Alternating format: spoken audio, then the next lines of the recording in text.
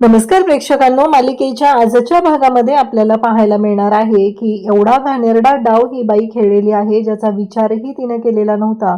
खूप चुकीच्या पद्धतीने वागलेली आहे. तिला जराही लाज वाटलेली नाही या सगळ्या गोष्टी करताना. म्हणजेच या सौदामिनी सरळ सरळ ते मशीन असेंबल केलेलं आहे, त्याचे पार्ट विस्कटलेले आहेत आणि बाकीचं जे खालचा त्याचा हे असतो सेट असतो तो सेट तर त्या माणसांकडून तिने गायब सुद्धा केलेला आहे. म्हणजे इतक्या निर्लज्ज लेवलची ही बाई आहे ज्याचा विचारही कोणी करू शकत नाही. अशा पद्धतीने वागताना हिला थोडीही लाज वाटलेली नाही असं ती वागत आहे. तर हे सगळं कशा पद्धतीने होणार आहे ते आपण डिटेलमध्ये पाहणार आहोत.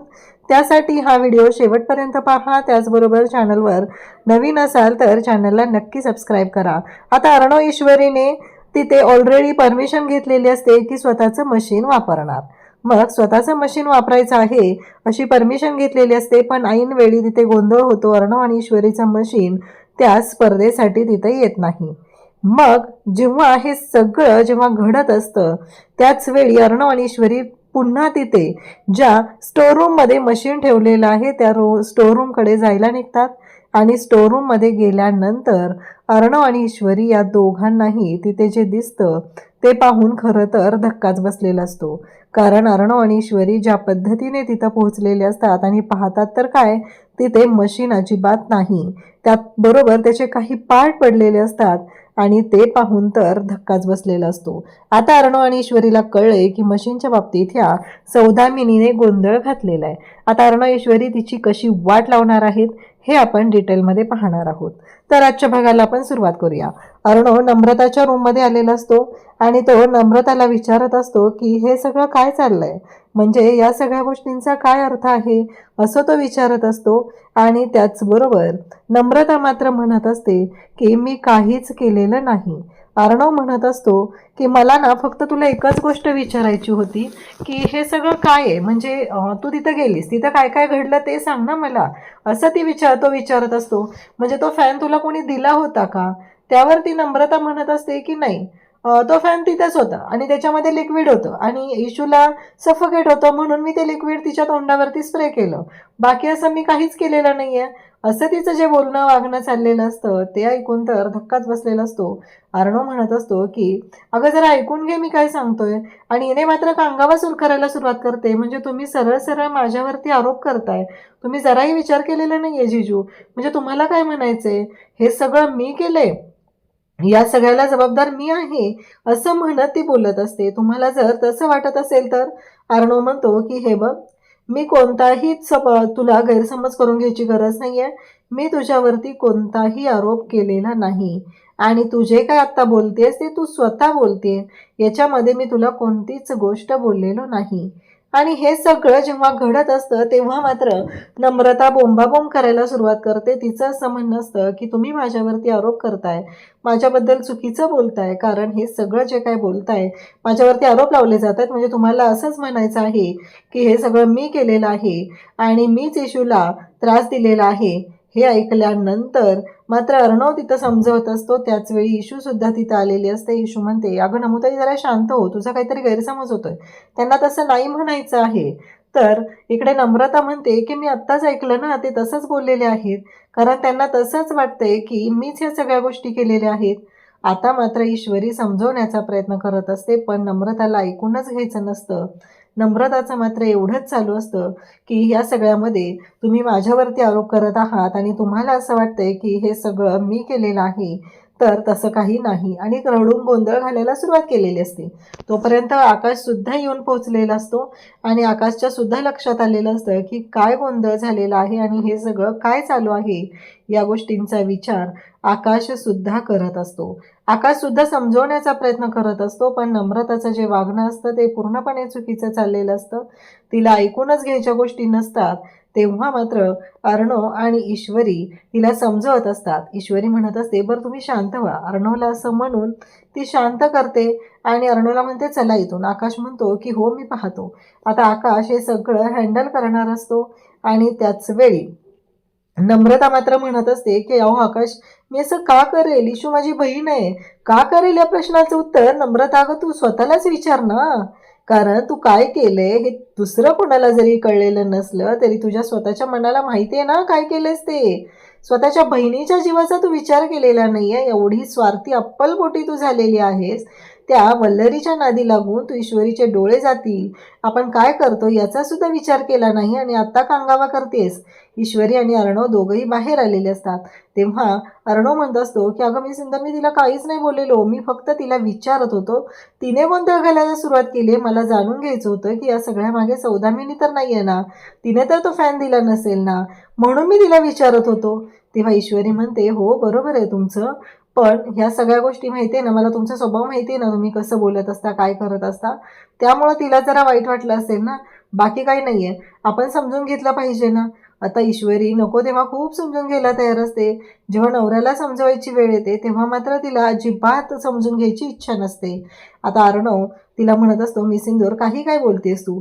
त्यानंतर आता मामा म्हणतो काय झालं, गैरसमज झालेला का. आकाश तिथे येतो आणि आकाश म्हणतो की हे बघ दादा तसं काही नाही आहे, नको विचार करू, कारण नम्रता माहिती आहे ना तुला काही बाबतीत खूप पॉझिटिव्ह आहे, त्याच्यामुळं तिला तसं वाटलेलं आहे, नको विचार करू, सोडून दे, असं म्हणत आता सगळे असतात. मामा म्हणतात की बरं जाऊ द्या, हे भांडणं वगैरे सोडून द्या, कारण तुमच्या लक्षात येत नाही आहे उद्याचा दिवस किती महत्त्वाचा आहे ते. जर तुम्ही असं भांडत राहिला तर यामुळं लोकांचा फायदा होणार आहे, हे तुमच्या लक्षात येतंय का. कारण काहीही झालं तरीही तुम्ही असं भांडत राहिल्याने कळतंय का काय होणार आहे. चला उद्याचा राऊंड जो आहे त्याचा विचार करत राहा, असं म्हणत आता मामांनी यांना सगळ्यांना समजवायला सुरुवात केलेली असते. त्याचवेळी इकडे वल्लरी आणि सौदामिनी यांचं बोलणं सुरू असतं. वल्लरी म्हणत असते अहो फोन कट करू नका, महत्त्वाची गोष्ट सांगायला केली, मगाशीही केली होती, उद्याचा राऊंड महत्त्वाचा आहे ना म्हणून सांगते, फॅशनचा राऊंड आहे. तेव्हा सौदामिनी म्हणते म्हणजे.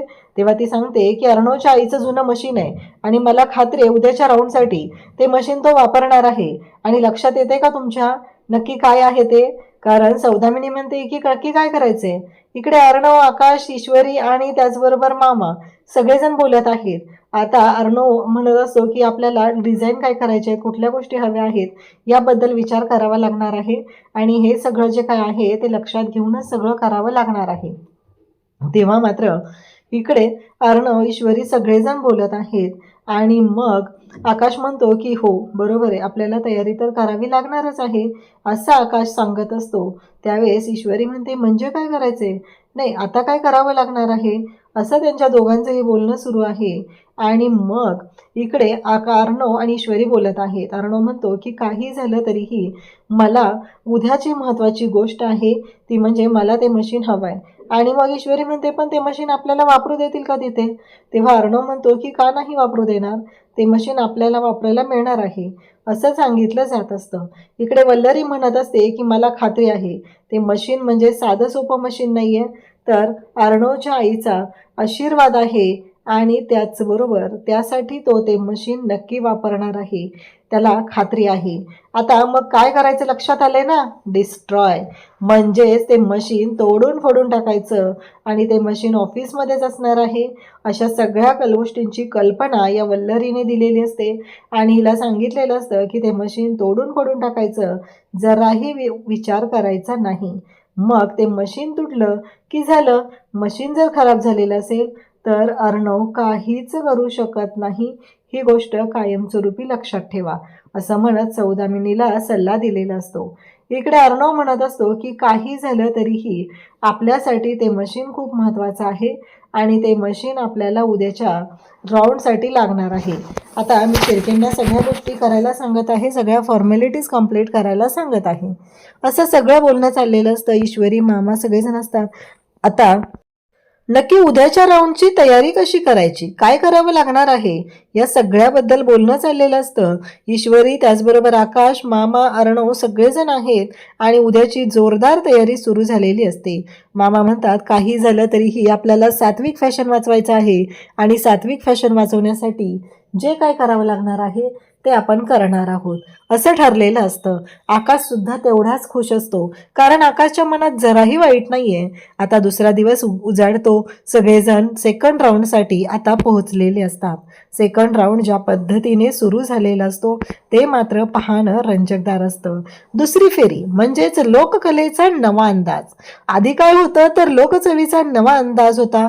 या राऊंडमध्ये आपल्याला इंडो वेस्टर्न हा पद्धतीचा ड्रेस बनवायचा आहे, डिझाईन करायचा आहे आणि त्याचबरोबर हे सगळं जे काय आहे ते अगदी व्यवस्थित पद्धतीने करून मग सगळ्या गोष्टी आता करायच्या आहेत हे सांगितलं जात असतं. आता मात्र ईश्वरी आणि अर्णव तिथं पोहोचलेले असतात. अर्णव आणि ईश्वरी दोघंही वाट बघत होते आणि फायनली राऊंडची सुरुवात होत असते. अनाउन्समेंट होत असतात आणि अर्णव वाट बघत असतो. अर्णव शिर्केंना फोन करतो, शिर्के ते मशीन मी तुम्हाला सांगितलेलं इथे अनाउन्समेंट होत आहेत. तेव्हा शिर्के सांगू लागतात की अर्णव सर ते मशीन मी ऑलरेडी त्यांच्या स्टोअररूममध्ये ठेवलेलं आहे. त्यांनी मला ते स्टोअररूममध्ये ठेवायला सांगितलेलं होतं. मशीन तिथं पोहोचलेलं आहे आणि मशीन स्टोअररूममध्ये आहे. तेव्हा अर्णव म्हणतो पण तुम्ही स्टोअररूममध्ये का ठेवलं मशीन? शिर्के सांगतात की त्यांनीच तशा फॉर्मॅलिटी सांगितल्या होत्या. इन्स्पेक्शन करण्यासाठी ते मशीन स्टोअररूममध्ये ठेवावं लागेल. आता मात्र इकडे अर्णवला थोडंसं हे सगळं संशयास्पद वाटत असतं. असं कसं हे मशीन स्टोअररूममध्ये ठेवलं गेलेलं आहे हा प्रश्न पडलेला असतो आणि म्हणूनच अर्णव तिथे विचारत असतो. तेव्हा शिर्के म्हणतात की हो अगदी राऊंडच्या आधी ते मशीन आणलं जाईल. इकडे या सौदामिनीने त्या स्टोअररूमचे दरवाजे उघडलेले आहेत आणि त्या स्टोअररूममध्ये जात तिने जो काय गोंधळ घालायला सुरुवात केलेली आहे. म्हणजेच तिने स्टोअररूममध्ये जाऊन ती स्टोअररूम उघडलेली आहे. तिच्याबरोबर तिने 2 कामगार आणलेले आहेत त्यांना सोबत घेऊन आणि बेलसरेला सोबत घेऊन तिने तिथं पोहोचलेली असते. आणि त्याचबरोबर ज्या पद्धतीने हे सगळं चालू असतं तेवढ्यावरून तर क्लिअर होतंय की या सगळ्यामागची खरी सूत्रधार ही सौदामिनीच आहे. आता मात्र सौदामिनीला जराही लाज वाटत नाहीये की तिनं ज्या पद्धतीने हे सगळं काम करत आहे तिला असं वाटत आहे की तिनं जे काय केलेलं आहे ते कोणाच्या लक्षातच येणार नाहीये म्हणून तिनं वागत असते. पण तिच्या या वागण्याचे परिणाम मात्र खूपच विचित्र असे भोगावे लागणार असतात. आणि इकडे बाहेर अनाउन्समेंट होत आहेत की अर्णव ईश्वरी कोण जिंकणार. सगळ्या प्रेक्षकांमध्ये अर्णव ईश्वरीच्या नावाची वाहवा सुरू आहे. सगळ्यांना असं वाटतंय की अर्णव ईश्वरी जिंकले पाहिजेत आणि अर्णव ईश्वरीच जिंकणार कारण ज्या कठीण परिस्थितीमध्ये कालचा राऊंड अर्णव ईश्वरीने पूर्ण केलेला होता आणि त्याचबरोबर आत्तासुद्धा तेवढीच खात्री आहे हे लक्षात आलेलं असतं.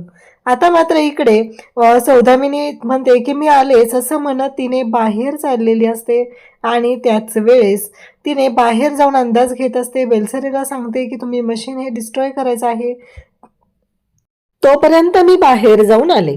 आता इकडे सगळ्या अनाउन्समेंट झालेल्या असतात. सगळ्यांना जे काय हवं आहे ते तिथं पुरवलं जात असतं. सगळ्या गोष्टी प्रत्येकाला दिल्या जात असतात आणि मग अर्णव आणि ईश्वरी वाट बघत असतात. म्हणजे राऊंड कशा पद्धतीने होणार आहे काय काय होणार आहे हे तिथं सांगितलं जात असतं.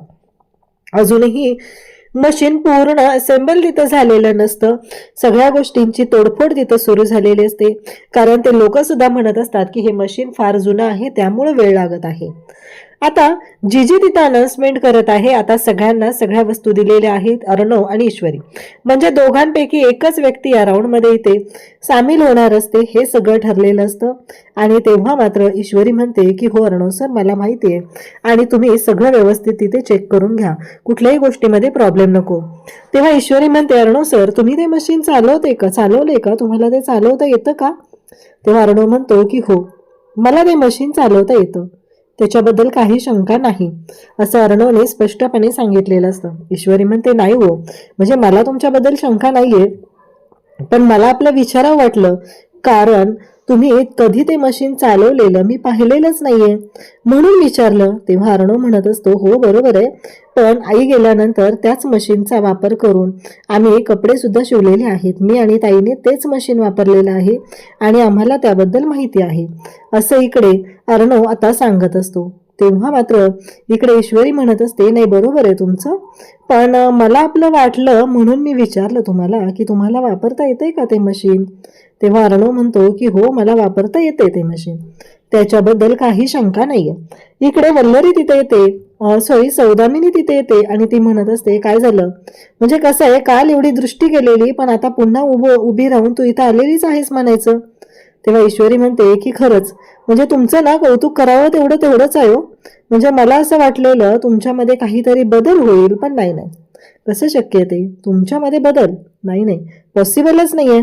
कारण तुम्ही जे काही करताय ते तुम्हाला वाटत असेल की तुम्हाला जे काही करायचंय ते तुम्ही योग्य केलेलं आहे, पण नाही. कारण तुम्ही कधीच जिंकू शकणार नाही. हा राऊंड सुद्धा आम्हीच जिंकणार आहोत, या गोष्टीचा विचार करत राहायचा. असं म्हणत आता इकडे ईश्वरीने तिला धमकी दिलेली असते. मग आता सगळेजण एकत्र जमलेले असतात. आता पुढच्या राऊंडला सुरुवात होणार असते. पुढच्या राऊंडची सगळी तयारी झालेली असते. अर्णव ईश्वरी त्यांचं मशीन कुठं आहे यासाठी शोधाशोध करत असतात. पण त्यांचं मशीन कुठं आहे हीच गोष्ट अजून कळलेली नसते. म्हणजे स्टोअर रूम मध्ये अजून स्टोअर रूम मधून मशीन आलेलंच नाहीये. अर्णव म्हणतो की मी ऑलरेडी ती परमिशन घेतलेली होती, मी हे सगळं सांगितलेलं होतं, असं अर्णवचं वारंवार सांगणं असतं. तेव्हा ते म्हणतात की हो हो बरोबर आहे. आणि अर्णवला शिर्केने सांगितलंय की स्टोअर रूम मध्ये मशीन आहे, तिथे ठेवायला सांगितलेलं होतं त्यांनी. आणि इथे मात्र आता गोष्टी वेगळ्या पद्धतीने सुरू झालेल्या असतात. अर्णव आणि ईश्वरी त्यांच्या परीने प्रयत्न करत असतात की आत्ता ह्या सगळ्यातून मार्ग काढण्यासाठी. कारण जे काही घडत असतं ते मात्र खूपच भयानक असं असतं. आणि त्याच वेळेस इकडे अर्णव ईश्वरी सगळ्यांना तिथे सांगत असतात. ईश्वरी अर्णवला बोलत असते. ईश्वरी अर्णवला हिंट देत आहे, इन्स्ट्रक्शन देत आहे. आणि त्याचबरोबर आणखी काही महत्वाच्या गोष्टी घडत असतात. ते म्हणजेच काहीही झालं तरीही ईश्वरी सुद्धा अर्णवच्या सोबत तेवढीच खंबीरपणे उभी आहे हे लक्षात आल्यानंतर अर्णवला सुद्धा बरं वाटत असतं. कारण ह्या राऊंडमध्ये अर्णव पार्टिसिपेट करणार असतो आणि ईश्वरी त्याची साथ देणार असते, हे ठरलेलं असतं. आता मशीनच्या बाबतीतला झालेला गोंधळ निस्तरणं हे वाटते तेवढी सोपी गोष्ट नसते. पण आता तो गोंधळ जो काही कोणी घातलेला आहे तो तर शोधावा लागणार असतो. आणि त्यामुळंच अर्णव आता तो गोंधळ शोधण्यासाठीच बाहेर पडत असतो. तो विचारपूस करत असतो नक्की काय झालेलं आहे, कशामुळे हे सगळं झालेलं आहे. तर इकडे सौदामिनी मात्र एका कामामध्ये गुंग असते. कारण तिला ते मशीन उद्ध्वस्त करायचं आहे आणि त्याचबरोबर त्यासाठीच तिने ते पैसे घेतलेले असतात. आणि त्याचबरोबर ते लोक कामाला लावलेले आहेत. या सगळ्या गोष्टी ती करत असते. आता मात्र ईश्वरी आणि अर्णव तिथे विचार लागतात की माझं मशीन, म्हणजे मी त्यांना ऑलरेडी लेटर दिलेलं होतं, परमिशन घेतलेली होती. मग सौदामिनीने आता बेलसरेला पाठवलेलं असतं. बेलसरेला हे सांगायला सांगितलेलं असतं की तुमची परमिशन घेतलेली होती, तर मग अचानक काय झालं, अचानक मशीन कुठं गायब झालेलं आहे. तेव्हा इकडे बेलसरे म्हणत असतात की हे बघा, कसं माहितीये का, तुम्ही कितीही घेतली परमिशन तरीही जोपर्यंत इन्स्पेक्शन होणार नाही तोपर्यंत ते मशीन तुम्ही वापरू शकणार नाही. अर्णव आणि ईश्वरी उद्याच्या भागामध्ये आपल्याला पाहायला मिळतं ते म्हणजे दोघंही ज्या पद्धतीने लढत असतात ते मात्र खरंच खूप पाहण्यासारखं असतं. आता इकडे ते मशीन पूर्ण असेंबल झालेलं असतं आणि बाकीचे पार्ट तर अक्षरशः त्या माणसांनी पोत्यात घालून न्यायचं ठरवलेलं असतं. कारण ते त्यांना करायला तिथे वेळच पुरत नसतो. आणि नेमकं अर्णव आणि ईश्वरी परमिशन घेतात आणि ती परमिशन घेऊन आता मशीन आणायला जातात. आणि जेव्हा तिथं जातात आणि पाहतात तर काय, तिथं मशीनच नाहीये. म्हणजे अर्णवच्या आईचं सात्विकाचं मशीन तिथं नाहीये. ते मशीन तर तिथून कुठं गेलं हा प्रश्न आता अर्णव ईश्वरीला पडलेला असतो. आणि अर्णव ईश्वरी त्या मशीनच्या शोधात तिथं आलेले असतात. पण तिथं काही मशीन सापडत नाही. उलट तिथून ती दोन माणसं जाताना अर्णवने पाहिलेलं असतं. म्हणजे जी लोक हे मशीन उद्ध्वस्त करायला आलेले होते त्यांच्या हातात एक पोतं असतं आणि त्याच्यामध्ये काही सामान घेऊन ते चाललेले असतात. आता शिर्के, अर्णव आणि ईश्वरी त्या स्टोअर रूम मध्ये पोहोचतात. ज्या स्टोअर रूम मध्ये ते मशीन ठेवलेलं होतं ते दोघंही तिथं पोहोचलेले असतात. आणि त्यांना जाणून घ्यायचं असतं की नक्की काय झालेलं आहे, आमचं मशीन कुठं आहे. आता मात्र अर्णव आणि ईश्वरी दोघांनाही मशीन तिथं दिसत नाही आणि खूप मोठ्या गोष्टी होऊ लागतात. अर्णवला कळतं की हे सगळं करणारी व्यक्ती सौदामिनी आहे हे लक्षात आलेलं असतं. आणि ईश्वरीला तिथं मशीनचे काही पार्ट पडलेले दिसतात. आणि तेव्हा मात्र अर्णव ईश्वरीच्या पायाखालची जमीन सरकते. अशाच अपडेटसाठी चॅनलशी कनेक्ट राहा. थँक्यू.